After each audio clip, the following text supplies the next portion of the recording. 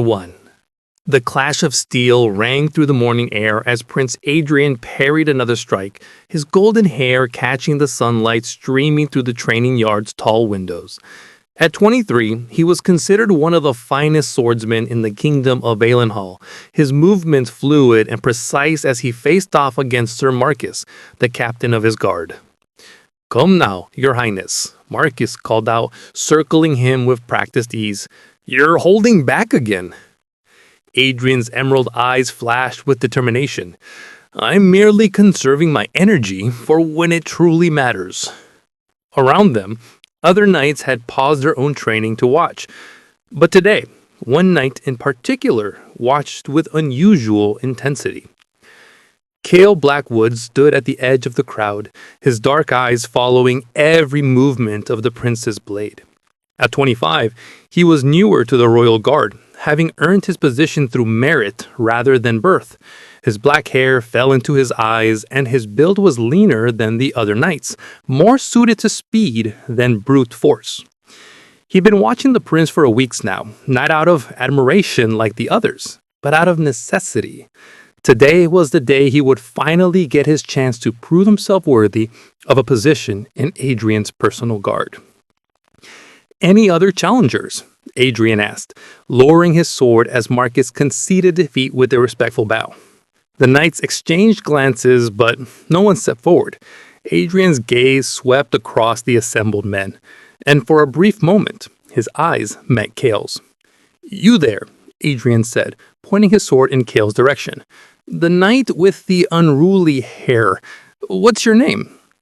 Kael's heart hammered against his ribs as he stepped forward. "Kael Blackwood, your highness." "Blackwood," Adrian mused, tilting his head. "I don't recognize the name. Are you new to my guard?" "Yes, your highness, 30 months now." A small smile played at Adrian's lips. "And you think you can best me where others have failed?" "I would be honored to try, your highness." "Very well, then." Adrian raised his sword again, falling into a fighting stance. "Show me what the newest member of my guard can do." Kael drew his own blade, the familiar weight of it comforting in his hand. He had practiced this moment countless times, had studied the prince's fighting style for weeks. The first few exchanges were cautious, both men testing each other's reflexes and style. Kael was faster than Adrian had expected, and more skilled than a knight of his station should have been. "Interesting," Adrian murmured, as he blocked a particularly creative combination. "Where did you learn to fight like this?" "Here and there, your highness," Kael replied, pressing his advantage. As the fight continued, both men began to tire. Adrian's strikes remained precise, but came slightly slower, while Kael's desperation seemed to fuel his speed. He could see it now, the opening he'd been waiting for. Adrian had just completed a complex series of attacks, and his guard was low. This was his chance. Kael lunged forward, putting all his strength behind a thrust that would stop just short of the prince's chest. A winning blow that would prove his worth without causing harm. But in his excitement, in his desperate need to succeed, he misjudged the distance. The sound of his blade-piercing flesh was sickeningly wet. Adrian's eyes went wide with shock, then pain, as Kael's blade sunk 2 inches into his side, just below his ribs. Blood immediately began to seep through the prince's white training shirt, spreading in a crimson stain. The training yard fell into absolute silence. "Your highness," Marcus's voice shattered the quiet as he rushed forward, but Adrian held up a hand to stop him. Kael's face had gone completely white. His sword clattered to the ground as he dropped to his knees before the wounded prince. "Your highness, I didn't mean... Please, forgive me." Adrian looked down at the blood on his shirt, then at the knight kneeling before him. The wound wasn't deep enough to be fatal, but it was deep enough to matter. In the kingdom of Valenhall, striking the Crown Prince, even accidentally, was considered an act of treason. "Guards," Adrian said quietly, "arrest him. No, please. Kael looked up, his dark eyes filled with genuine terror. Your Highness, it was an accident. I swear on my life, I would never. Your life, Adrian interrupted, pressing a hand to his wounded side, is exactly what's in question here. As they dragged him away, Kael's eyes never left Adrian's face. Even through his fear, there was something in the prince's expression that he couldn't quite read. It wasn't anger, exactly, or even disappointment. It was curiosity. Chapter 2. The dungeon beneath the royal palace was everything Kael had imagined it would be. Cold, damp, and filled with despair. He'd been here for 3 days, waiting to hear his fate. Every time he closed his eyes, he saw the moment his blade pierced the prince's side, the shock in those emerald eyes. When the guards finally came for him on the 4th morning, Kael was surprised to find himself being led not to the execution block, but to the throne room. King Edward sat upon his throne, an imposing figure even in his middle age. To his right stood Prince Damien, Adrian's younger brother, his expression carefully neutral. And to the king's left stood Prince Adrian, looking pale but otherwise unharmed. When Kael entered the room, Adrian's gaze immediately found his, and again there was that strange expression, as if you were trying to solve a puzzle. Kael Blackwood, King Edward's voice boomed through the chamber. You stand accused of treason against the Crown Prince of Valenhall. How do you answer this charge? Kael forced himself to stand straighter. Guilty, Your Majesty, but not by intent. It was an accident born of my own inexperience. I accept full responsibility for my actions. The king leaned forward slightly. At least you're honest. He glanced at his oldest son. Adrian, you were the one wounded. What punishment do you deem fit? Father, Adrian's voice carried clearly through the large chamber. I believe Sir Blackwood's account of the events. It was indeed an accident, born of enthusiasm rather than malice. Kael's head snapped up in surprise. Was the prince defending me? However, Adrian continued, an accident that nearly killed the Crown Prince cannot go unpunished. The law is clear on this matter. Indeed it is, King Edward agreed. The penalty for striking the Crown Prince is death. The words seemed to echo in the vast chamber.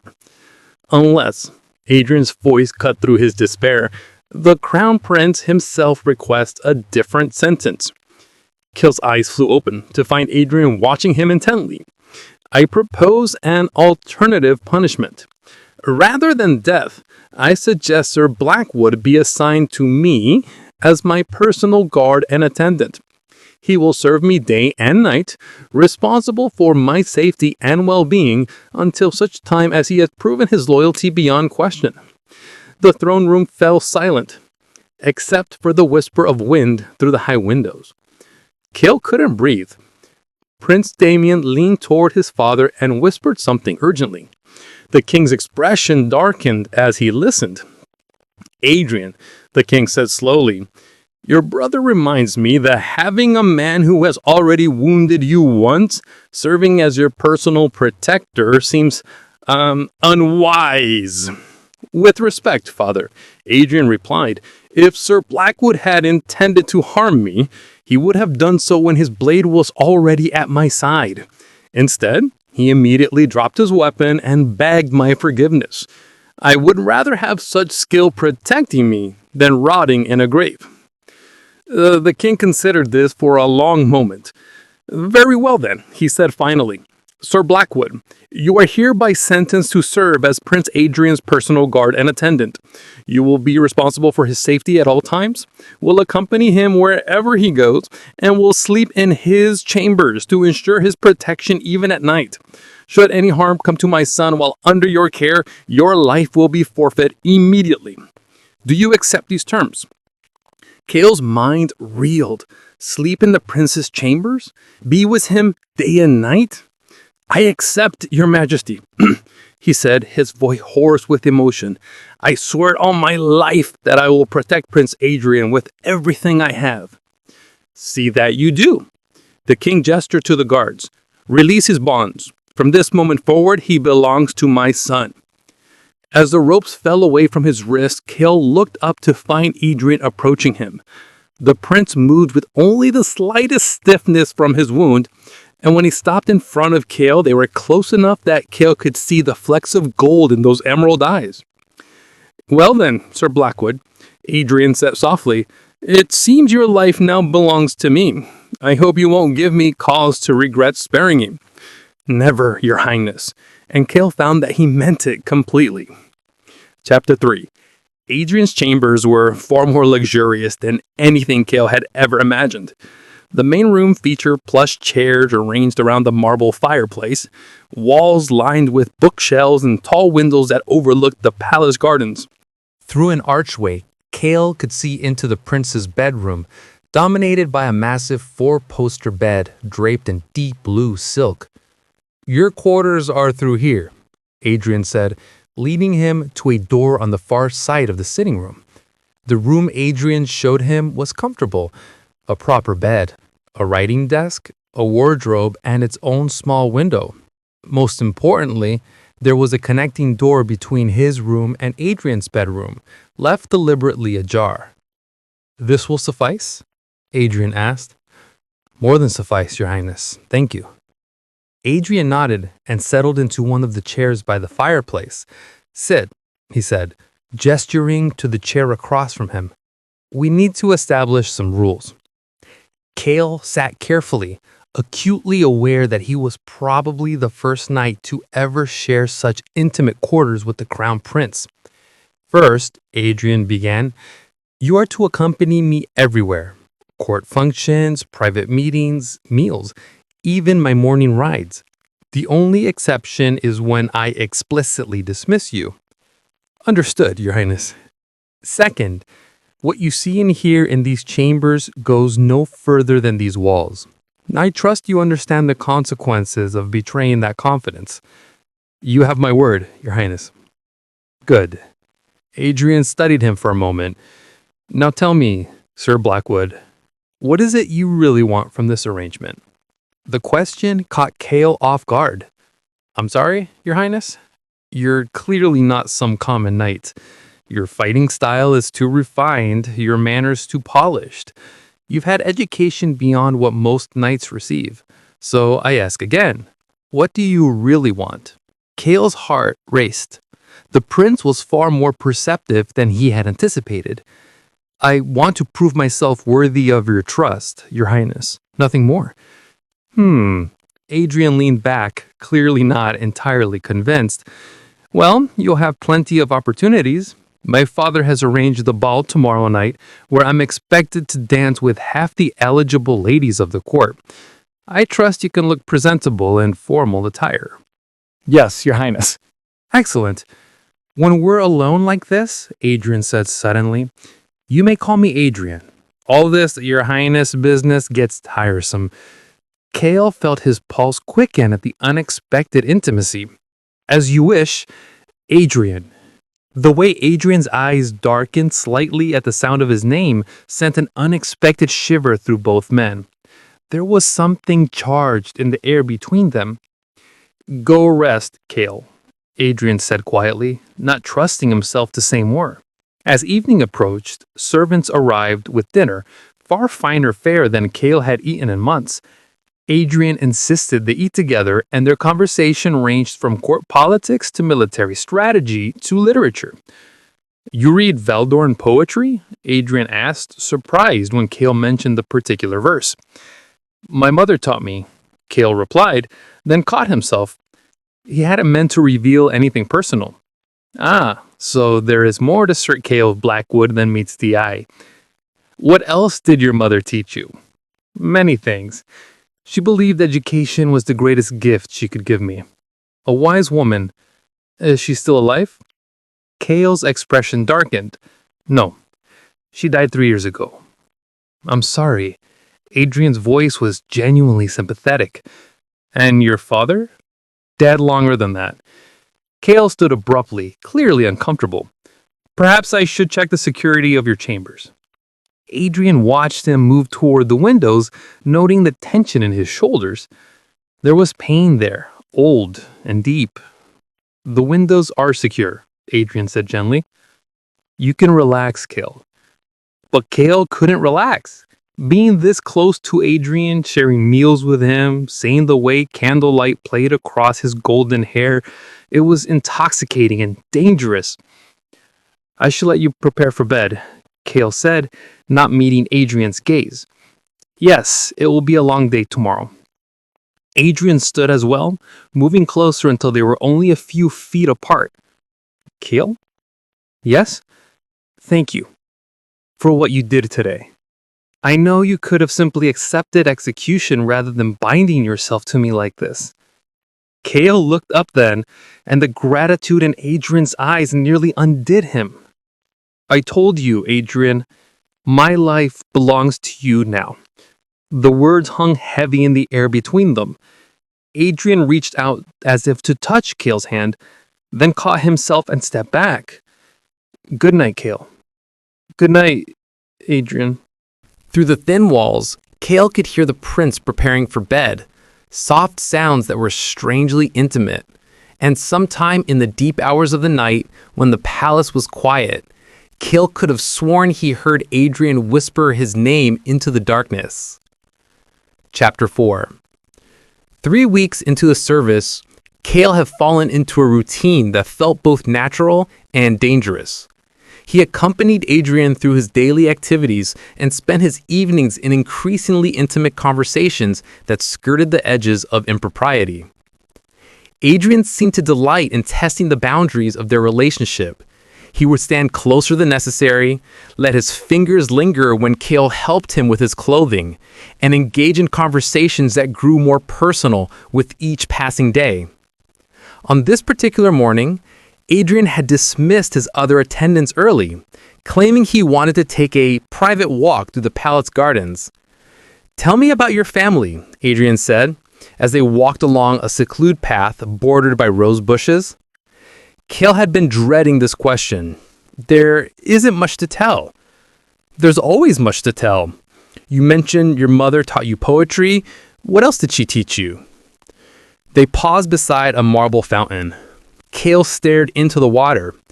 "She taught me that honor was more important than life, that some things are worth dying for." "And what things are those?" "Justice, truth, protecting those who cannot protect themselves."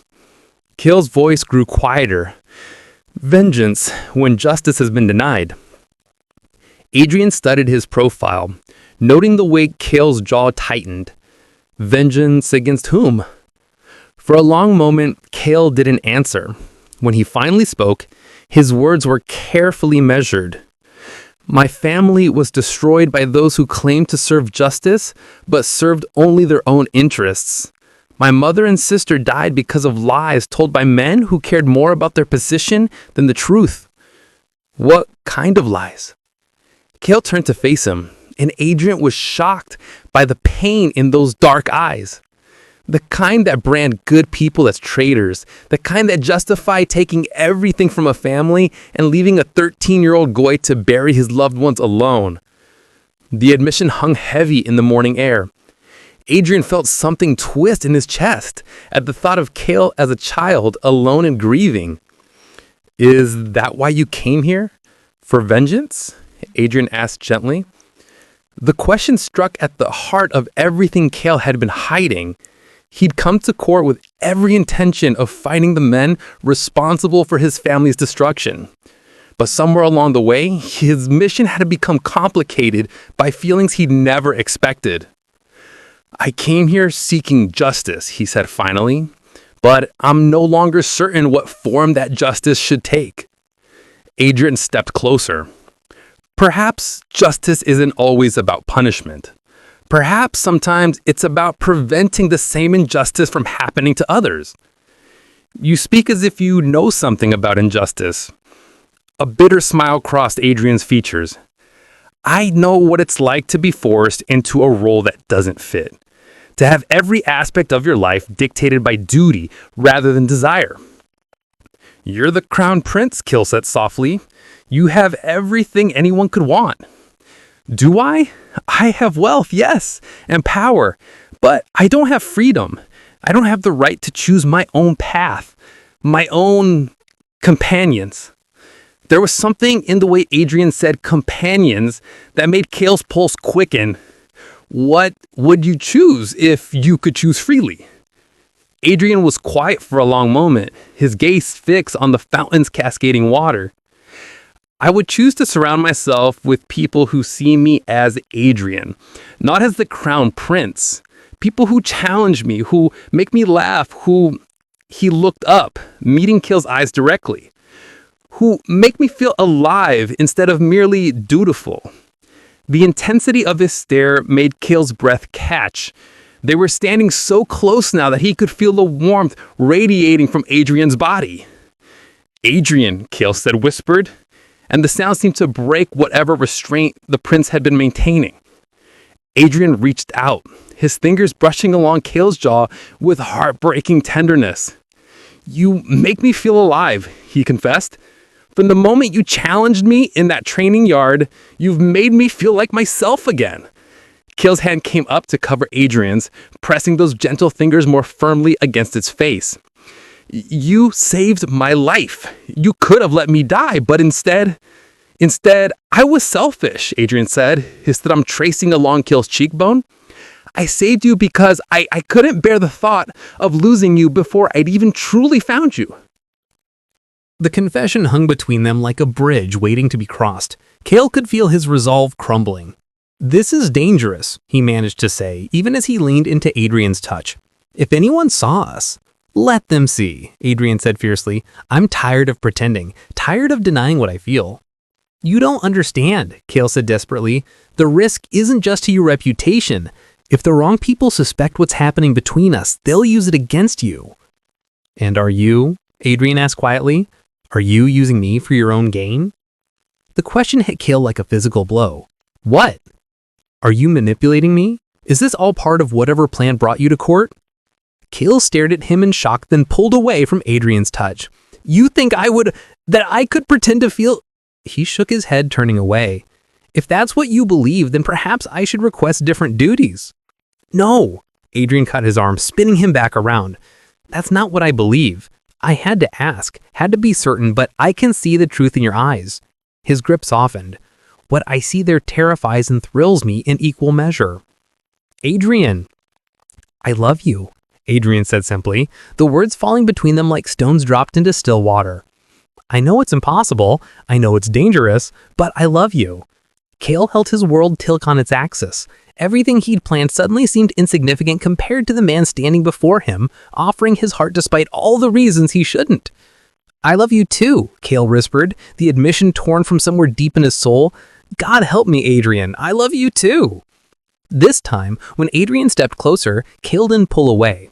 When those gentle hands framed his face, he let them. And when Adrian's lips finally met his in a kiss that was soft and desperate and full of months of suppressed longing, Kael kissed him back with everything he had.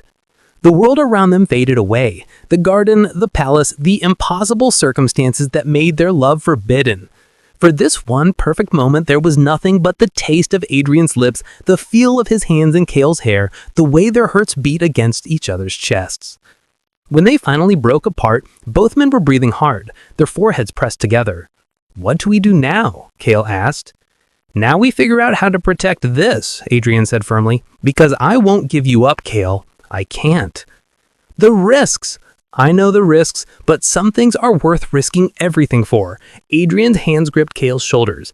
This, what we have between us, this is worth fighting for.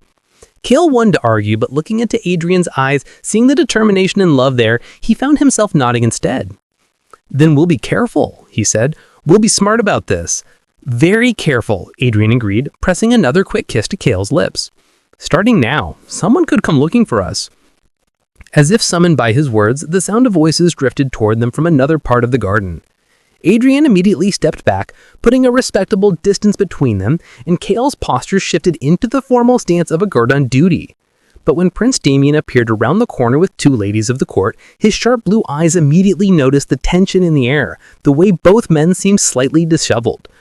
"Brother!" Damien called out cheerfully, but there was something calculating in his expression. "Lady Margaret was asking about your roses." As Adrian moved to greet the ladies, Damien lingered beside Kael, his voice dropping to a whisper. "A word of advice for Blackwood," he said quietly.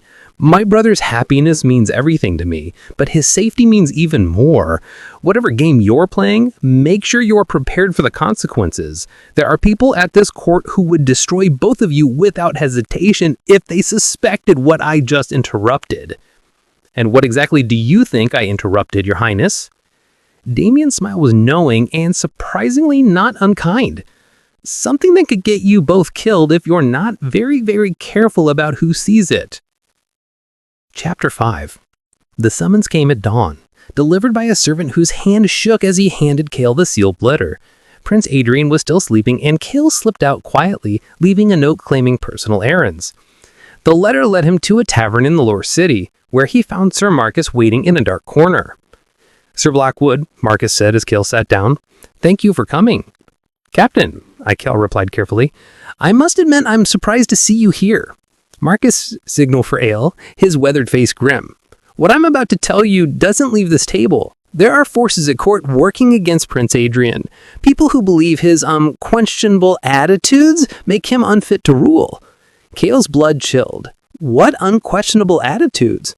"Come on now, Sir Blackwood. You spent more time with him than anyone. Surely you've noticed that Prince Adrian has never shown genuine interest in any of the ladies his father has presented to him, that he seems more comfortable in the company of men."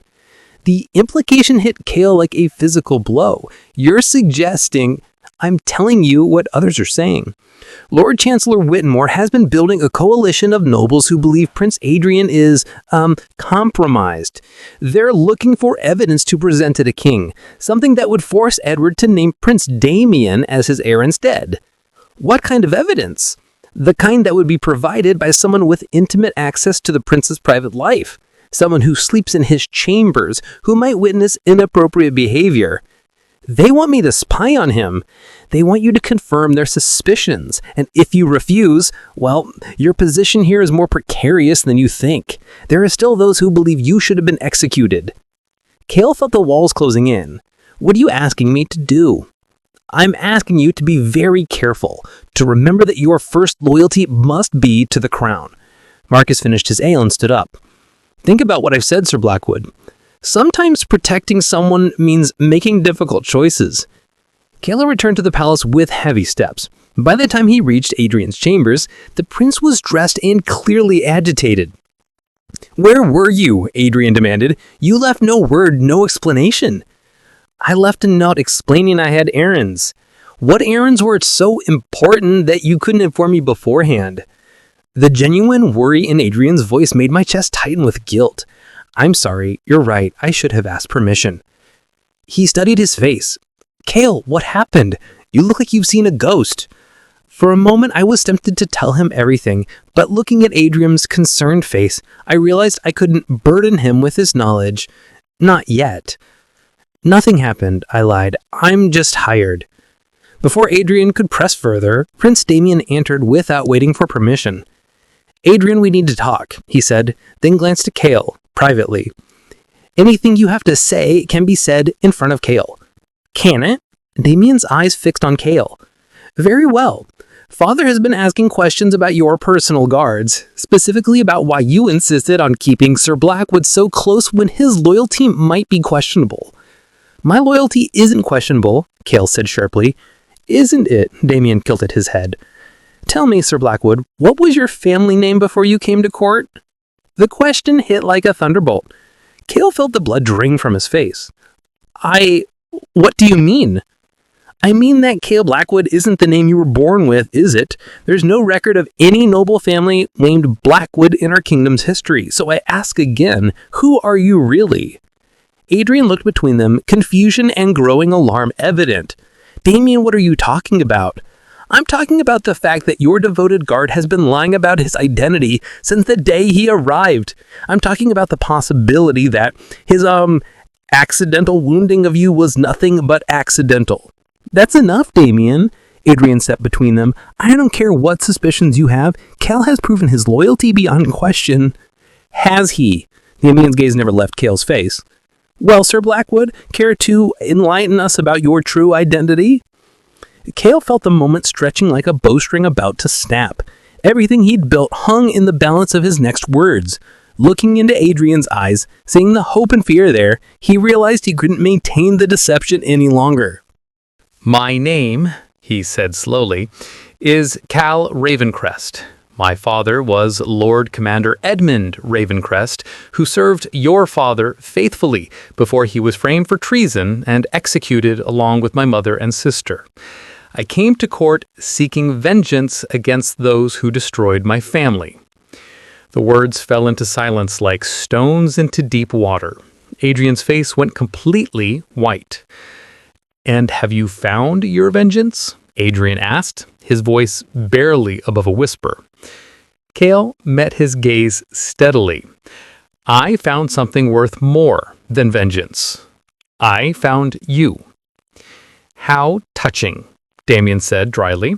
"Unfortunately, his touching sentiments don't change the fact that he's been deceiving you from the beginning." "No," Kael said desperately, turning to Adrian. "Yes, I lied about my name, about my reasons for coming here, but everything else, everything between us, that's been real. My feelings for you are real." Adrian stared at him for a long moment, love warring with betrayal in those green eyes. "Get out," Adrian said finally, his voice hollow. "Adrian, please, get out." The prince's composure cracked. "I don't want to see you. I want you gone." Kael felt his heart shatter, but he forced himself to bow formally. "As you wish, Your Highness." As he closed the door behind him, he heard Damien's satisfied voice. "Father will be very interested to hear about this development." Chapter 6. Kael's belongings fit into a single travel bag. He'd been reassigned to general guard duties and moved to barracks housing, effectively exiled from Adrian's inner circle. It had been 3 days since his confrontation with the princes, and Adrian had maintained his demand for Kael's removal. A soft knock interrupted his packing. Sir Marcus entered, closing the door carefully. "Sir Ravencrest," he said, using Kael's real name. "We need to talk." "What about?" "Your departure might not be as simple as you think. Certain parties at court are very interested in what you might know about Prince Adrian's private activities. They're not inclined to simply let you walk away." The implication was chilling. "They want to silence me permanently. They want to ensure your discretion, but there might be another option. Lord Chancellor Whitmore has requested a private audience with you. He has a proposition. And let me guess, he wants me to provide testimony about Adrian's improper conduct in exchange for my life. Something like that. The question is, what are you prepared to do to survive?" "I won't betray Adrian," Kael said firmly. "Not even to save my own life." Marcus studied him for a long moment. "You really do love him." "More than my own life." "Good. Then maybe there's still hope for both of you." Marcus stood. "The Chancellor will be waiting for you in the blue drawing room in 1 hour. Whatever you decide to tell him, remember that words spoken in that room have a way of reaching many ears." An hour later, Kael presented himself at the blue drawing room. Lord Chancellor Whitmore sat behind an ornate desk, his silver hair perfectly groomed and his dark eyes cold. "Sir Ravencrest," he said, "or should I say, the son of the traitor Edmund Ravencrest." "My father was no traitor," Kael replied evenly. Whitmore's lips curved in a thin smile. "Just as it is a matter of perspective whether your recent closeness with Prince Adrian represents loyal service or something more sinister. I've served Prince Adrian faithfully and will continue to do so." But that's where we have a problem. Your service has raised concerns about your influence over him, about the nature of your relationship." "I'm afraid I don't understand what you're implying." "Don't you? There are those who believe Prince Adrian has developed an unnatural attachment to you, an attachment that renders him unfit to inherit the throne. Prince Adrian is the finest man I've ever known. He will make an excellent king. Will he? A king who prefers the company of men to women? A king whose judgment is clouded by inappropriate desires? What do you want from me? I want the truth. I want you to confirm what many already suspect, that Prince Adrian has engaged in improper conduct, that he's unsuited to rule. And if I refuse? Whitmore's smile was reptilian. Then you'll face the same fate as your traitorous father. Kael understood now that he was trapped, but there was only one choice that might save Adrian, even if it cost him everything. You want the truth? Kael said, stepping closer. Here's the truth. Prince Adrian is the most honorable man at this court. He has never, not once, acted improperly towards me or anyone else. He is a man of absolute integrity, who puts duty before personal desire in every aspect of his life. That's not what I asked. I'm not finished, Kael continued, raising his voice. If there has been any impropriety, it has been entirely on my part. I, Cal Ravencrest, came to this court seeking vengeance. I deliberately provoked Prince Adrian in the training yard, hoping to either kill him or put myself in position to do so later. Whitmore's eyes glittered with interest. Go on. But when the prince showed me mercy, when he trusted me despite my attack on him, I found myself affected by his kindness. I developed feelings for him that he never encouraged and certainly never returned. Prince Adrian treated me with nothing but appropriate professional courtesy, but I allowed my emotions to cloud my judgment. And these feelings you developed were entirely one-sided. Prince Adrian is incapable of such behavior. He is everything a crown prince should be. Dignified, proper, and devoted to his duty above all else. He will make a magnificent king. Kael met the Chancellor's gaze steadily, pouring all of his conviction into his words. He was gambling everything on this lie, hoping by taking full responsibility for any impropriety, he could shield Adrian from the conspiracy against him. I see. Whitmore returned to his desk, clearly struggling to adapt his plans to this unexpected testimony. And what of your vendetta, your desire for revenge? Abandoned, Kael said without hesitation. Adrian's mercy taught me that vengeance is a poison that destroys the one who carries it. I want no part of it anymore. Another long silence, then Whitmore waved his hand dismissively. Very well. You may go. Your service to the crown is no longer required. As he turned to leave, he caught a glimpse of movement behind one of the tapestries, a flash of blue fabric that looked remarkably like Prince Damien's preferred color. Had the younger prince been listening to the entire conversation? He walked out knowing it might be the last time he ever set foot in the palace. But as he made his way towards the main gates, he held on to the hope that his sacrifice might preserve the man he loved, even if they could never be together. Chapter 7. The tavern where Kael had taken lodging was a far cry from the palace's luxury. He'd been there for 5 days, living off the small purse of gold Adrian had given him months ago, when everything changed. Prince Damien sat in the room's single chair when Kael returned from the market, looking completely out of place in his fine court clothing. Your Highness, Kael said, setting down his purchases and bowing. To what do I owe this honor? Sit down, Ravencrest. We have much to discuss. Kael remained standing, his hand moving toward his sword hilt. I prefer to stand. Damien smiled, but there was no warmth in it. Still the protective knight. Admirable, if misguided. He gestured toward the bed. Please, I come bearing information you'll want to hear. Against his better judgment, Kael sat on the edge of the bed. What information? First, I owe you an apology. My investigation into your background was thorough, and I learned some disturbing truths about what really happened to your family 12 years ago. Kael's entire body went rigid. What do you mean? I mean that your father was innocent of the treason charges. The evidence was fabricated, the witnesses were bought, And the entire trial was orchestrated to remove a man whose loyalty to my father was absolute, but whose moral standards made him inconvenient. The words hit Kael like physical blows. "You're lying!" "I wish I were."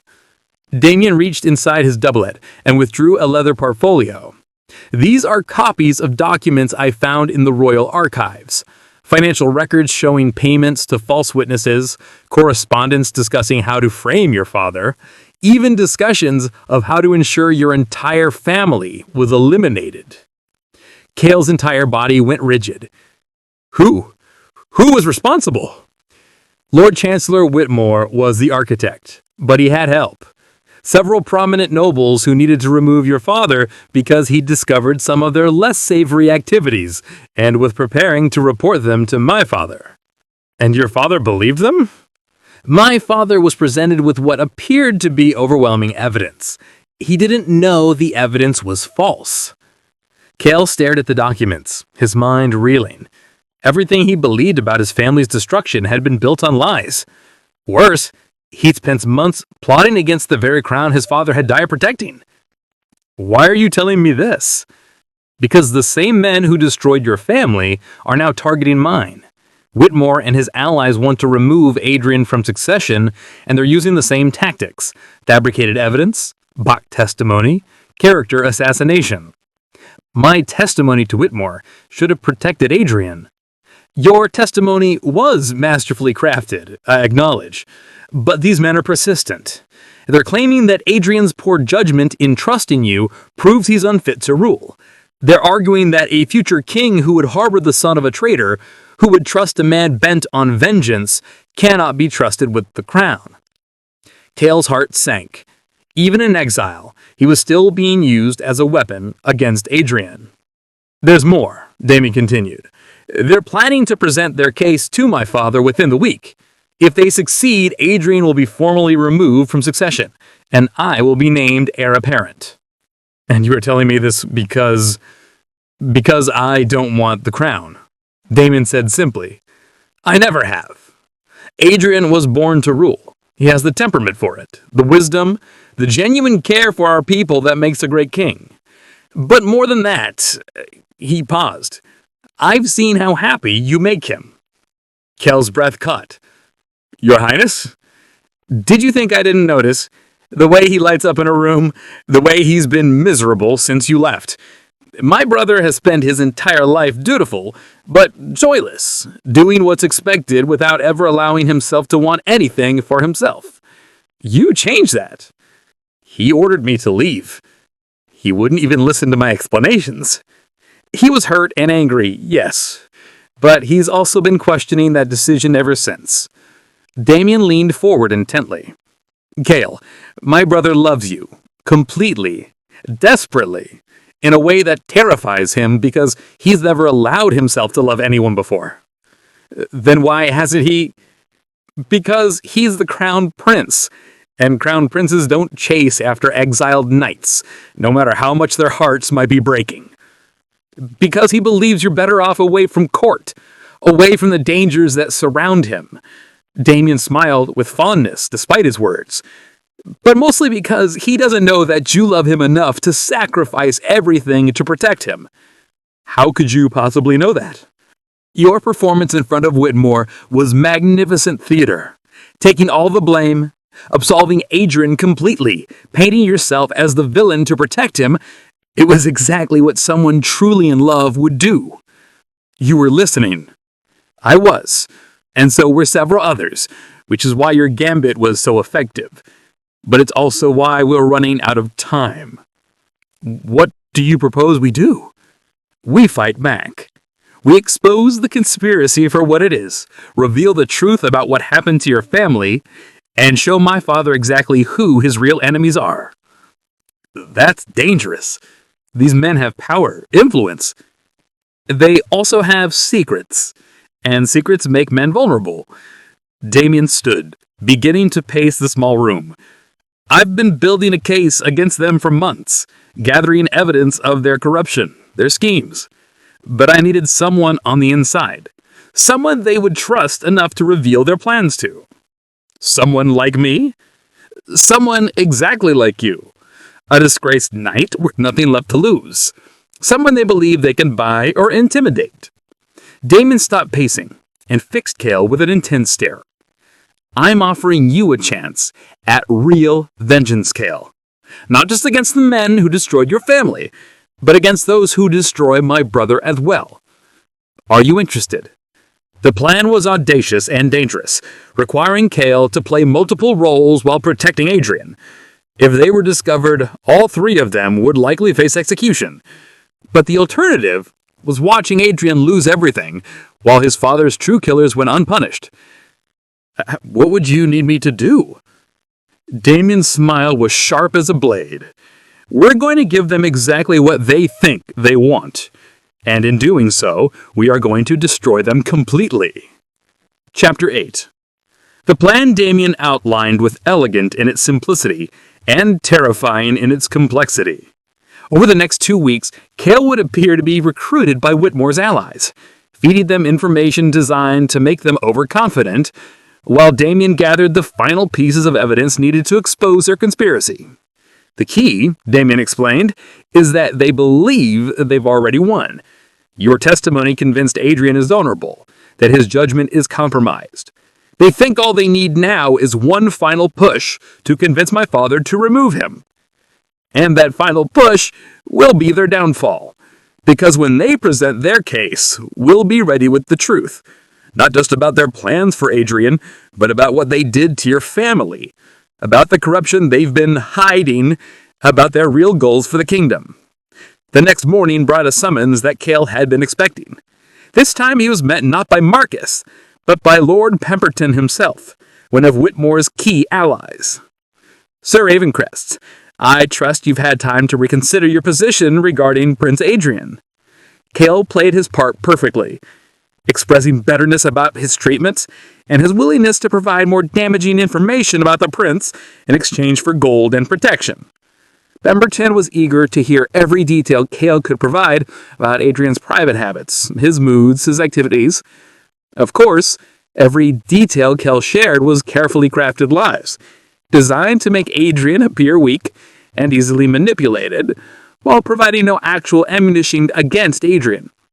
But Pemberton and his allies heard what they wanted to hear: confirmation that the Crown Prince was unfit to rule.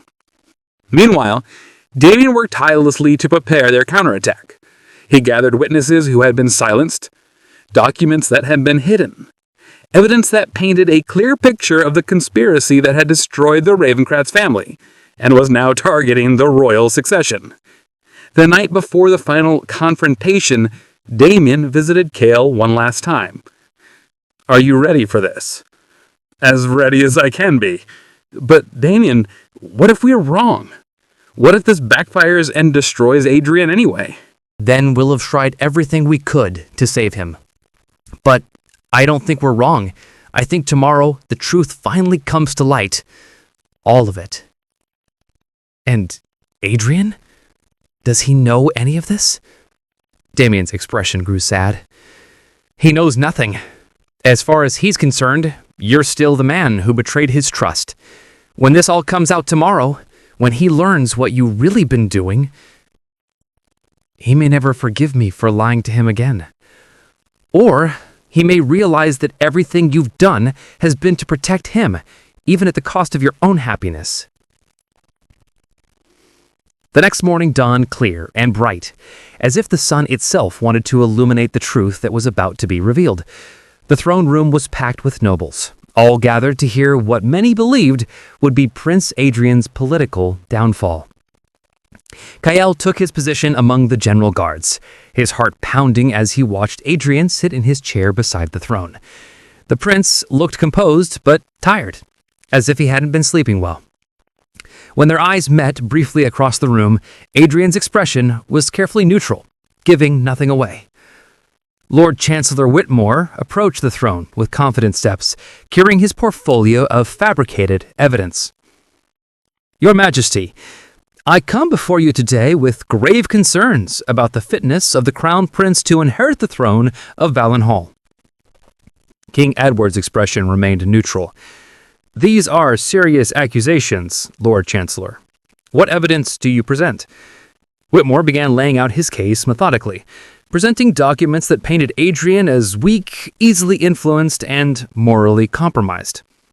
He spoke of the prince's unmarried state, his questionable judgment in personnel decisions, his susceptibility to manipulation. Furthermore, Your Majesty, I have testimony from multiple sources about the prince's inappropriate relationships, his attachment to a certain knight who has since confessed to harboring treasonous intentions. This was Kael's cue. Heart pounding, he stepped forward. Your Majesty, I stand before you as Sir Kael Ravencrest, son of Lord Commander Edmund Ravencrest, who served your crown faithfully for 15 years before he was falsely accused of treason and executed. The throne room erupted in whispers and gasps. Adrian's face went white, while Whitmore looked stricken. I came to your court seeking vengeance against those who destroyed my family. But in the process, I discovered the truth about who really betrayed the crown and who has been working to undermine it from within. This is preposterous, Whitmore sputtered. Your Majesty, this man is a confessed liar. Indeed he is, King Edward said calmly, and Kael's heart lurched before the king continued. He's been lying at Prince Damien's request, as part of an investigation into corruption within my own court. Now it was Kael's turn to look shocked, as the full scope of Damien's plan became clear. Prince Damien came to me weeks ago with evidence of a conspiracy among certain nobles. A conspiracy not only to remove Prince Adrian from succession, but to install a ruler they could control completely. We needed someone on the inside, someone the conspirators would trust. Sir Ravencrest volunteered for that role. Father, Adrian's voice was barely a whisper, hope and confusion warring in his expression. The evidence we've gathered is overwhelming. Financial records showing embezzlement, correspondence discussing plans to frame loyal servants, documents proving that Lord Commander Ravencrest was innocent of all charges brought against him. As Sir Marcus stepped forward with bound folders of evidence, Kael found himself focused entirely on Adrian's face.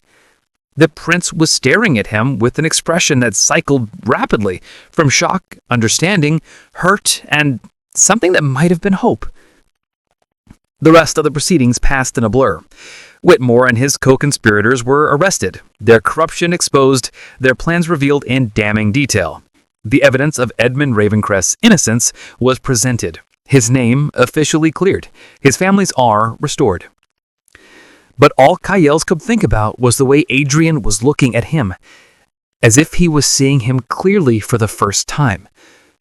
When the formal proceedings ended, Adrian approached him slowly, his face still pale, but his eyes intense with emotion. Kael, he said softly, is it true? Everything you did, all the lies you told, the way you let me believe you'd betrayed me, it was all to protect me? Yes, I replied simply. Even when it meant losing you, it was worth it to keep you safe. Adrian stared at him for a long moment, then closed the distance between them, his hands coming up to frame Kael's face. You magnificent, impossible, self-sacrificing fool, he whispered. And then his lips were on Kael's for a kiss that was desperate and grateful, and full of weeks of suppressed longing. Around them, the remaining courtiers watched in shocked silence, but neither man cared. They'd played their parts, endured their separation, and saved the kingdom. Now, finally, they could stop pretending. When they broke apart, both breathing hard, Adrian rested his forehead against Kael's. No more lies, he said softly. No more secrets. No more sacrificing your happiness for mine. No more, I agreed. But Adrian, you know what this means, don't you? If we're together, truly together, there will be those who question. Let them question. Adrian said fiercely, I have spent my entire life being what others expected me to be. For once, I'm going to be what I choose to be. And I choose to be yours, if you'll have me. Always, Kael whispered against his lips, for as long as you'll let me. Behind them, King Edward cleared his throat meaningfully. Well, the king said dryly, I suppose this solves the question of finding Adrian a suitable spouse, though I do hope you'll be more discreet during formal court functions. Father, Adrian began, his face flushing. Peace, my son.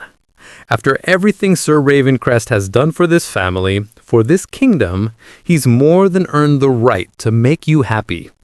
The king smiled. Besides, I've always preferred love matches to political ones. As they left the throne room together, Kael reflected on the strange journey that had brought him to this moment. He'd come to court seeking vengeance and found love instead. He'd been prepared to die for his deception and instead had helped save the kingdom. He thought he would have to choose between his mission and his heart, only to discover that following his heart had been the mission all along. What are you thinking about? Adrian asks as they walk through the familiar palace corridors, their hands finally free to touch openly.